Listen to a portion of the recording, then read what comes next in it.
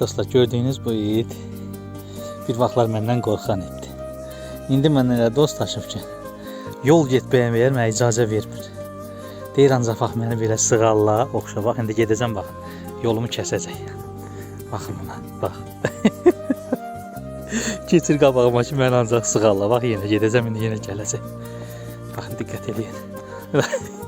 Gəlib düşəcək qabağıma. Ha, nədir? Bu canlılar nə istəyir insanlar? Bunun gözlərinə baxın. Ancaq mərhəmət, sevgi.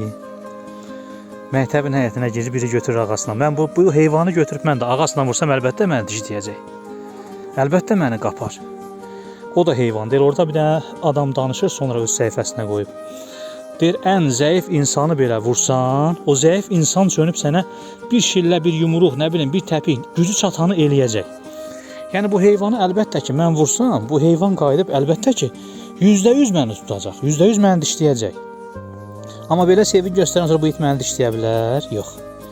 Çünki heyvanlara qarşı mərhəmətli olmaq lazımdır.